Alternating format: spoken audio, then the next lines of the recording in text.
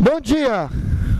Que é isso? Bom dia. Bom dia. Isso, sejam bem-vindos à última aula do módulo 1, não da disciplina, é do módulo 1, estrutura de dados. Tá? Hoje nós vamos finalizar a recursão. Então é light, tá? Só uns 20 minutinhos de aula mesmo para a gente partir para a prática, né? A gente vai ter um exercício dentro daquela lista de exercícios que eu passei. Tá bom? Eu vou escolher um aí para a gente tentar desenvolver aqui já usando a linguagem Java. Tá? E aí, né, vocês lembram da aula passada que recursão é um assunto, né, de certa forma, né, delicado, né, um assunto de complexidade média para alta.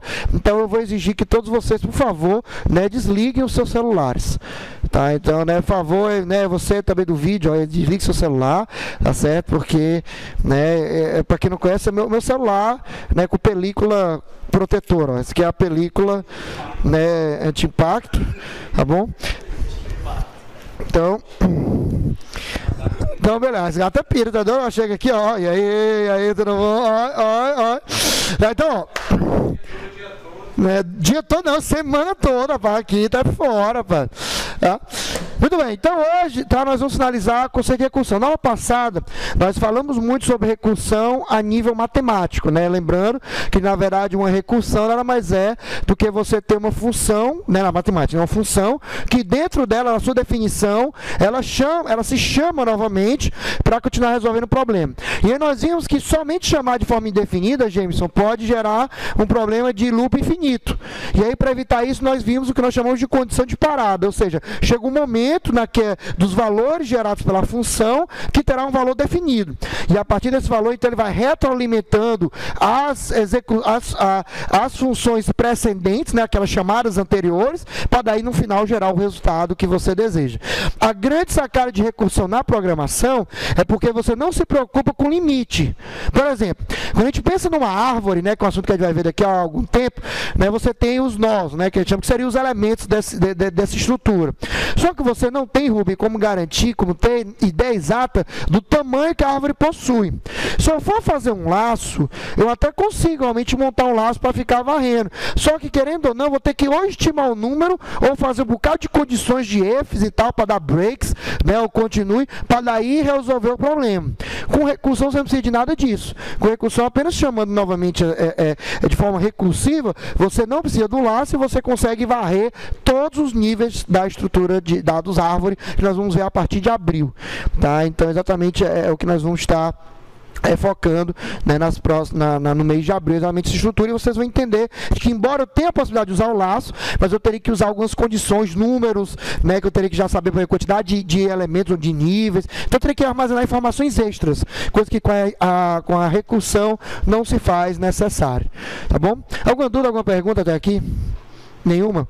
Muito bem, e aí, como eu tinha comentado na aula passada, nós tínhamos falado, né, exatamente da questão, deixa eu passar aqui, ó, da condição de parada, né? Então, por favor, Will, que está com o corte renovado aí, né, por favor, Will, primeiro tópico, subtópicos. Continue. Então nós estamos falando aqui exatamente de que você não pode somente ter, né, a função chamada ela própria sem uma condição de parada, porque senão ela vai entrar num loop infinito. Tá? Robson, segundo subtópico, situação conhecida circular, tá? Então quando a gente fala referência circular, você entende, porque ela acaba chamando ele próprio e nunca acaba, né? Por favor, Ariel, monitor, né? Ariel agora é monitor, Ariel, então respeite, é senhor monitor, tá? Senhor monitor, diga, senhor monitor. Vocês devem lembrar que na cara de algoritmo a gente viu que a definição é sempre finita, tá bom? É uma das propriedades do algoritmo, né? Espero que você, Peppa, lembre, né? Eram 5 propriedades, você lembra das 5 do algoritmo? Todo algoritmo pode ter entrada, é obrigado a ter, você lembra? Lembra não, né? Então posso mandar você de volta participar de algoritmo, né? Muito bem. Rubem, para que o método seja definido, para se necessário definir ou seja, exatamente um if, onde de acordo com o valor, né, que a entrada assume daquela função recursiva, vai retornar um valor, né, um valor escalar. Retornou um valor escalar, ou seja, um valor fixo, né? A partir daí, então, esse valor retroalimenta as chamadas anteriores, tá bom? Então, passando aqui, né? Deixa eu ver aqui, por favor, Bruno. Não, é você mesmo, é na sua tela nova aí que você está... Na programação, essa condição consiste basicamente em uma estrutura condicional. Um if, tá? Então você vai utilizar um if para resolver o problema. Carniça. A condição define qual será a situação equiparada com o método. Continue. Cada condição seja verdadeira, o método retorna. Por exemplo, no caso fatorial, o valor escalar é quando a entrada é 1, o fatorial de 1 é 1, é um fatorial conhecido. A partir daí, ele vai retroalimentando, né, qualquer outra chamada. Por exemplo, fatorial de 2 é 2 vezes o fatorial de 1. Fatorial de 3 é 3 vezes o fatorial de 2, que por sua vez é 2 vezes o fatorial de 1. Só que o fatorial de 1 você sempre tem um valor, né? Ou seja, chega um ponto que você vai ter, nessa função que você chama, você vai ter um valor pronto. E ele te retorna esse valor e daí você então retroalimenta, né, as demais chamadas. Então, né, eu tinha feito aqui na aula passada, né, mas só recapitulando aqui, deixa eu pegar aqui pegar a canetinha. Então, ó, como eu tinha comentado, né, você tem aqui, ó, deixa eu apagar aqui essas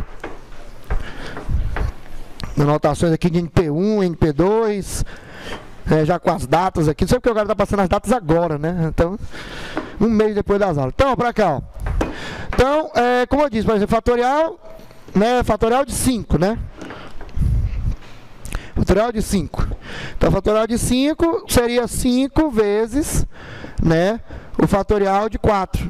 Aí 4, né, por sua vez, fatorial de 4 é 4 vezes o fatorial de 3. 3 fatorial é 3 vezes, né, o fatorial de 2. 2 fatorial é 2 vezes o fatorial de 1. Só que o fatorial de 1 tem um valor definido, um valor final, ó, que é 1. Então, daí ele vai retroalimentando, como a gente comentou na aula passada, né? Então, ó, eu pego aqui o 1, jogo aqui. Então, fica 2 vezes 1, 2. Aí, esse 2, então, entra aqui. 3 vezes 2, 6. Aí, o 6, então, vem e entra aqui. 4 vezes 6, 12. Aí, o 12, então, vem e entra aqui. 5 vezes 12, 60. Ou seja, uma vez que eu chego na condição de parada, ele vai desfazendo as execuções pendentes, retornando o valor. Ele vai voltando até a primeira chamada e daí o resultado final. Tá bom? É assim que funciona. Ok, alguma dúvida, alguma pergunta? Pois não, Rubem. Oi? Claro. Diga aí. Isso aqui?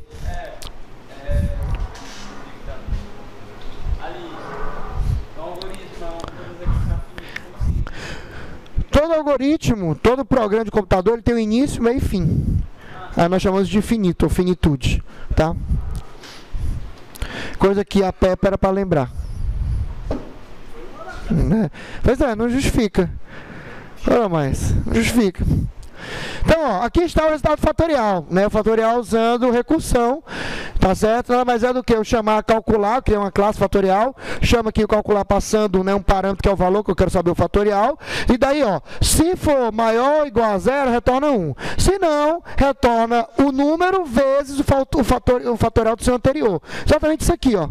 Então, o 5 é menor ou igual a 0? Não é. Então, ele vai calcular o quê? 5 vezes o fatorial de 4. Só que eu não tenho fatorial de 4. Então, eu chamo de novo. Então, ele para essa execução, fica pausado, né? Fica um pausa aqui, né? Pausado, e ele vai executar o fatorial de 4.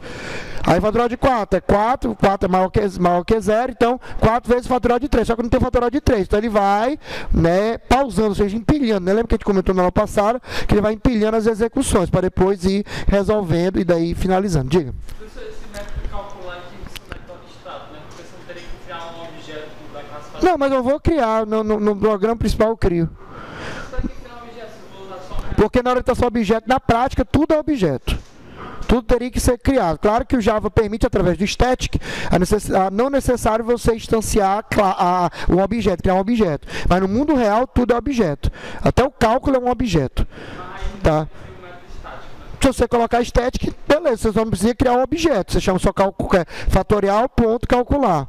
Tá? Mas aí já é algo específico da linguagem. Aqui, como eu tenho um foco bem de orientação a objeto mesmo, independente da linguagem, né? Porque, por exemplo, o C++ não tem esse conceito de static. Na verdade, você cria uma função externa mesmo.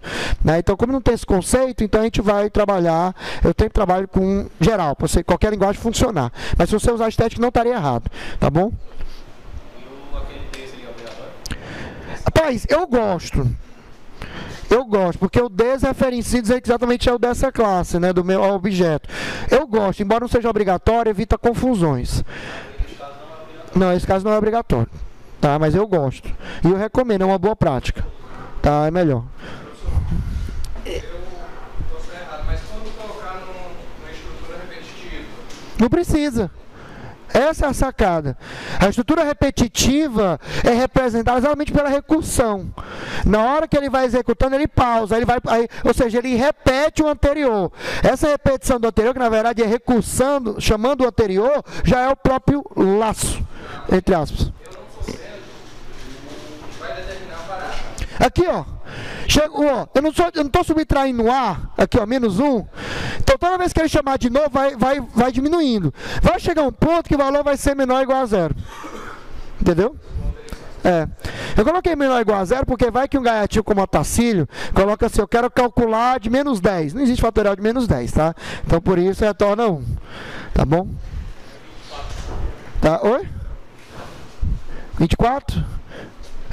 Não, é verdade, é 24, é verdade. Aqui eu coloquei 60. Eu sabia, o número que você gosta, né? Você já lembra logo de cara, né? Tá aqui 60. Tá? Verdade. Ok? Alguma dúvida, alguma pergunta? Nenhuma? Muito bem, então... E aí, ó, no programa principal, eu só chamo, ó, crio, nesse caso, como não estou usando static, né?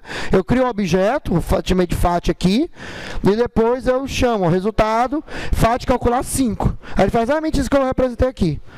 Depois que ele gera o resultado que é 60, eu dei um print no resultado, só isso, tá? Não tem nada do outro mundo. Ok, alguma dúvida, alguma pergunta? Pedinho, tranquilo? Eric? Jameson? Tudo bem. É fácil, não é nada do outro mundo, tá? É solamente você entender, o pulo do gato é entender onde está a recursão. Onde realmente, como é que você vai montar essa recursão. Fora isso, oi. Pode voltar? Claro. A ideia é essa mesmo de hoje. Sim, diga. Não consigo entender. Beleza, retornou 1. Aí ele vai guardar esse 1 aonde? Vai substituir aqui, ó. Porque não foi aqui que chamou? Não foi essa linha que chamou? Quando chegou aqui, ó, essa linha aqui pausou, concorda? Então está esperando o valor desse cálculo. Aí esse cálculo retornou 1, concorda? Então ele substitui. Fatorial de 2 por quanto? Fatorial de 1 aqui no caso por quanto? Por 1. Ele vai substituindo. Aí gerou o resultado 2, ele substitui onde tinha descalcular 2 por o valor calculado. Aí tem F A igual calcular um número em condição de quebrada, não? Esse laço, então. Não, mas já está aqui, ó. Aí você manda a condição de quebra do laço, não? Não, quebra do laço o que é? Ele não vai retornar? Quando retorna, não acaba a execução do método? Então, quando ele chegar no primeiro que chamou, eu tenho alguma outra execução pendente? Não. Então, eu posso retornar o valor final para quem chamou, que foi naquela chamada lá do programa principal. Pode perguntar, a hora é essa. O que é que você não está entendendo? Entendeu? Ou seja, eu executo isso aqui começando com 5, como no exemplo lá. Então, ele, 5 é menor ou igual a 0? Não é, então vem para cá. Então, é 5 vezes o chamado de 4. Pois é, ele volta só substituindo os valores. Ou seja, onde tinha 10 ponto calcular 4, ele troca pelo resultado da execução do fatorial de 4. Isso, aí fica pausando. Aí depois vai voltando, exatamente. Por isso que é uma pilha. Pronto, é isso mesmo. Ele vai empilhando, ó. Ou seja, ele parou, né? Ficou pendente o que? O descalcular de 4. Concorda? Aí ele chama o descalcular de 4. Aí ele empilha o des.calcular de 3. Porque não tem, não é isso? E vai empilhando. Descalcular de 2 e descalcular de 1. Bom, quando você calcular de 1, ele tem a resposta, que é 1. Aí daí então o que é que acontece? Ele vai tirando, ó, resolvi essa. Então substituo o valor, resolvi esse, substituo o valor, resolvi esse, substituo o valor, resolvi esse, substituo o valor. O return é quem manda o valor de volta para cima. Tá bom? Respondido? Ok, alguma dúvida? Gabriel, tranquilo? Rubem? Tudo bem.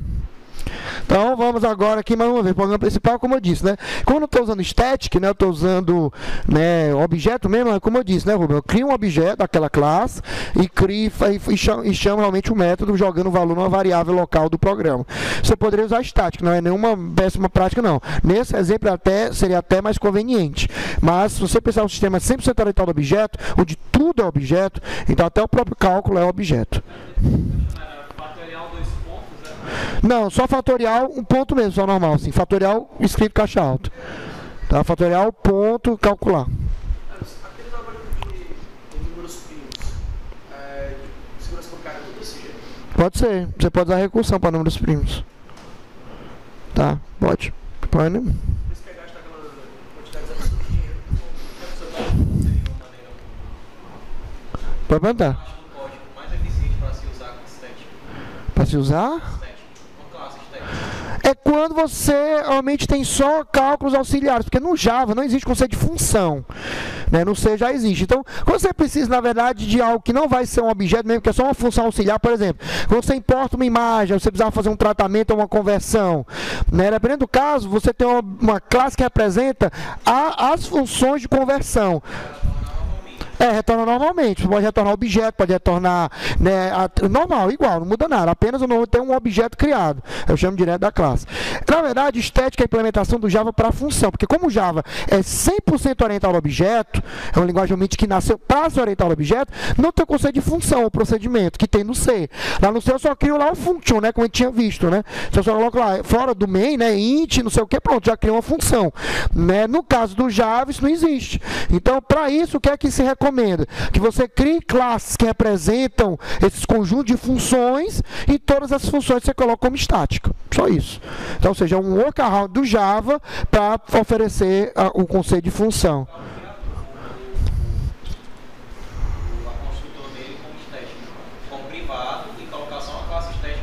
Não, você não precisa nem declarar construtor no caso do stat, porque você vai criar objeto. É só um repositório de funções. Pronto, a lógica seria essa. Tá, você vê a utilização de uma classe com os métodos estéticos somente como repositório de função para o Java.